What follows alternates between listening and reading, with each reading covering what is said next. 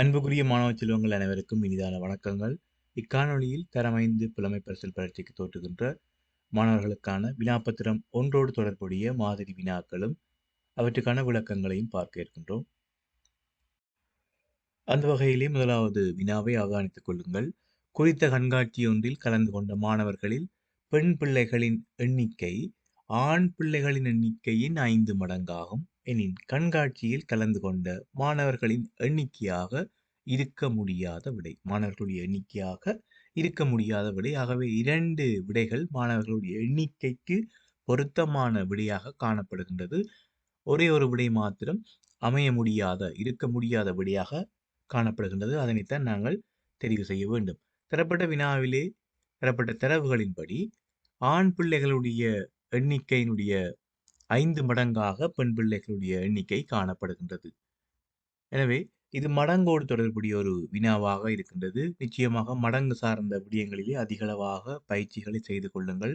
ஏனெனில் மடங்கு சார்ந்த வினாக்கள் பெரும்பாலும் ஒவ்வொரு வருடங்களும் வினாப்பத்திரம் ஒன்றிலே ஏதோ ஒரு வழிமுறையிலே இடம்பெறுவது வழமை. ஆகவே நிச்சயமாக மடங்கு சார்ந்த விடயங்களிலே கூடுதலான பயிற்சியை செய்து கொள்ளுங்கள்.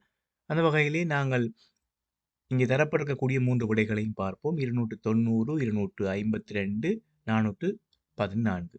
இங்கே தரப்பட்ட தரவின்படி ஆண் பிள்ளைகளுடைய எண்ணிக்கையினுடைய 5 மடங்காக பெண் பிள்ளைகளுடைய எண்ணிக்கை காணப்படுகின்றது சொன்னால், மொத்தமாக அங்கே இருக்கக்கூடிய மாணவர்களுடைய மொத்த எண்ணிக்கை அங்கே இருக்கக்கூடிய மாணவர்களுடைய மொத்த எண்ணிக்கை 6 6இன் மடங்குகளாக காணப்படும். ஆண் பிள்ளைகள் 1 மடங்காக இருந்தால் அதனுடைய 5 மடங்கிலே பெண் பிள்ளைகள் காணப்பட்டால் மொத்த மடங்குகள் 6இன் மடங்குகள், அதாவது மொத்த மாணவர்களுடைய எண்ணிக்கை 6இன் பெருக்கங்களாக 6இன் மடங்குகளாகவே நிச்சயமாக காணப்படும். எனவே 2 விடைகள் தரப்பட்ட 3 விடைகளிலே 2 விடைகள் 6இன் மடங்குகளாக இருக்கும். ஒரே ஒரு விடை மாத்திரம் இருக்க முடியாதது. அந்த விடையைத்தான் நாங்கள் தெரிவு செய்ய வேண்டும். ஏனெனில் வினாவானது மாணவர்களின் எண்ணிக்கையாக இருக்க முடியாத விடை. ஆகவே முதலாவது விடையை பார்ப்போமாக இருந்தால் 290ஐ நாங்கள் 6ஆல் வகுக்கின்ற போது 48 மீதி 2 என விடை கிடைக்கும். எனவே முதலாவது விடைதான் இங்கே இந்த வினாவிற்கான விடையாக இருக்க போகின்றது. ஏனெனில் 290 6இனுடைய மடங்கு அல்ல. ஏனைய 2 விடைகளும் 252, 414 ஆகிய 2 எண்ணிக்கைகளும் 6இன் மடங்குகளாக இருக்கும்.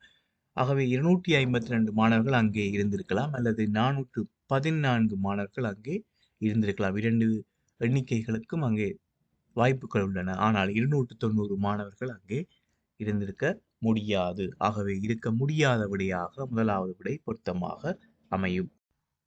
அடுத்த வினாவை அவதானித்துக் கொள்ளுங்கள். ஆதவன் வீட்டிலிருந்து கிழக்கு திசை நோக்கி 200 மீட்டர் தூரம் சென்று அங்கிருந்து வடக்கு திசை நோக்கி 50 மீட்டர் தூரம் சென்று அங்கிருந்து மேற்கு திசை நோக்கி 100 மீட்டர் தூரம் சென்று பாடசாலையை அடைந்தான். அவன் பயணம் செய்த பாதையின் வரைபடம் எது? 3 வரைபடம் தரப்பட்டிருக்கின்றது. திசைகளையும் தூரங்களையும் கவனத்தில் கொண்டு நீங்கள் சரியான விடையை தெரிவு செய்ய வேண்டியதாக இருக்கும். மிக முக்கியமான விடயம் தூரங்கள். தூரங்களுக்கு ஏற்ற வகையிலே அந்த பாதையினுடைய வரைபடத்தின் அளவுகளும் சரியாக இருக்க வேண்டும். அந்த வகையிலே நாங்கள் பார்க்கின்ற போது ஆதவன் வீட்டிலிருந்து கிழக்கு திசை நோக்கி 200 மீட்டர் தூரம் செல்கின்றார். முதலாவது அவருடைய பயணம்.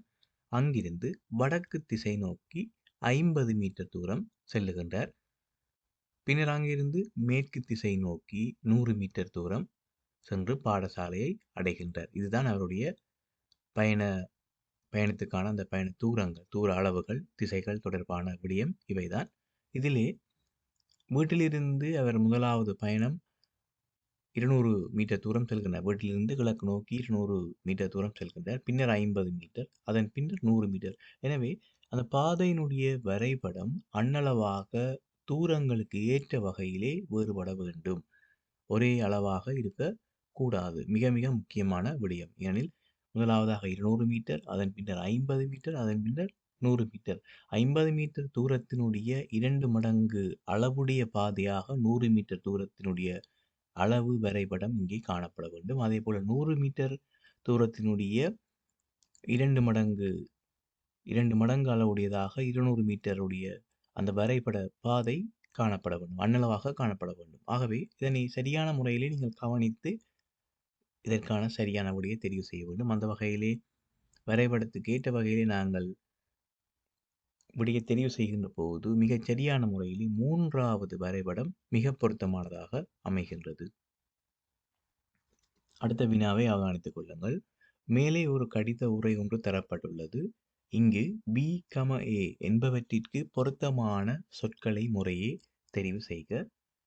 அனுப்புனர், பெறுநர் இந்த 2 விடயங்கள், அதோடு முத்திரை என்கின்ற 3வது விடயம் இங்கே சேர்க்கப்பட்டு 3 விடைகளாக தரப்பட்டிருக்கின்றது. உங்களுக்கு தெரியும், கடித உரை ஒன்றிலே நிச்சயமாக A, B ஆகிய 2 இடங்களிலும் அனுப்புனர், பெறுநர் என்கின்ற 2 விடயங்கள் தான் இங்கே பொருத்தமான விடையாக இருக்கும். அந்த வகையில் சரியான முறையில் நீங்கள் தெரிவு செய்ய வேண்டும். A என்கின்ற இடம் அனுப்புவருடைய பெயர் முகவரிகள் இடுகின்ற இடமாகவும், B என்கின்ற இடம் பெறுகின்ற அந்த கடிதத்தினை பெறுபவருடைய பெயர் முகவரிகள் இடக்கூடிய இடமாகவும் அமையும். ஆனால் வினாவிலே B, A என்பவற்றுக்கு பொருத்தமான சொற்களை முறையே தெரிவு செய்ய வேண்டும். ஆகவே நீங்கள் தெரிவு செய்ய வேண்டிய முதலாவது விடை Bக்கு பொருந்தக்கூடியதாக இருக்க வேண்டும். அடுத்ததாகத்தான் Aயினுடைய பொருத்தமான விடையை நீங்கள் தெரிவு செய்ய வேண்டும். ஆகவே பெறுநர், அனுப்புனர் என்பதுதான் மிக சரியான விடையாக அமையும். ஏனெனில் இந்த வினா உங்களுக்கு ஆசிரியர் வழிகாட்டிலே கடிதம் தொடர்பாக ஒரு பெரிய பகுதி இருக்கின்றது. அந்த பகுதியை நீங்கள் ஞாபகத்திலே வைத்திருப்பதற்காக இந்த வினாவை நான் இங்கே வழங்கியிருக்கின்றேன். அடுத்த வினாவை அவதானித்துக் கொள்ளுங்கள். அருகிலுள்ள செவ்வக வடிவ காணியின் பக்க நீளங்கள் உருவில் தரப்பட்டுள்ளன. இக்காணியை சுற்றி 5 மீட்டர் சம இடைவெளியில் தூண்கள் போடப்பட்டன எனின் அங்குள்ள தூண்களின் மொத்த எண்ணிக்கை யாது? எப்பொழுதுமே இவ்வாறான வினாக்கள் வருகின்ற போது தூண்கள் போடப்படுவதற்கான இடைவெளி தூரம் உங்களுக்கு தெரிந்தால், தூண்கள் இடப்படுகின்ற அந்த இடைவெளி தூரம் உங்களுக்கு தெரிந்தால் மிக இலகுவாக வினாவை கையாளலாம். எவ்வாறெனில் அந்த காணியினுடைய சுற்றளவை முதலாவதாக நீங்கள் பார்க்க வேண்டும். அந்த காணியினுடைய சுற்றி வருகின்ற அந்த அளவை நாங்கள் பார்க்கின்ற போது இந்த காணியினுடைய சுற்றளவானது 200 மீட்டராக இருக்கின்றது. 200 மீட்டரினை இடைவெளியால், தூண்கள் அங்கே இடப்படுகின்ற இடைவெளியால் வகுத்தாலே போதுமாக இருக்கும் அங்கே இருக்கக்கூடிய மொத்த தூண்களுடைய எண்ணிக்கையை காண்பதற்கு. இது இந்த அளவுகள், அதாவது ஒரு காணியினுடைய சுற்றளவு, அது எவ்வாறான வடிவமான காணியாக இருக்கலாம், சதுரமாக இருக்கலாம், செவ்வகமாக இருக்கலாம், முக்கோணியாக இருக்கலாம், எவ்வாறான வடிவமாக இருந்தாலும் அந்த காணியினுடைய சுற்றளவு உங்களுக்கு தெரியுமாக இருந்தால், அதோடு தூண்கள் போடப்படுகின்ற அந்த இடைவெளி தூரம், தூண்கள் இடப்படுகின்ற சம இடைவெளி தூரம் உங்களுக்கு தெரிந்தால் சுற்றளவினை சம இடைவெளி தூரத்தால் வகுத்தாலே போதுமாக இருக்கும் அங்கே இருக்கக்கூடிய மொத்த தூண்களுடைய எண்ணிக்கையை காண்பதற்கு. ஆகவே இதனை ஞாபகத்திலே வைத்துக் கொள்ளுங்கள். எனவே அன்புக்குரிய மாணவ செல்வங்களே, இக்காணொலியிலே வழங்கியிருக்கக்கூடிய வினாக்களை மீண்டும் செய்து பாருங்கள்.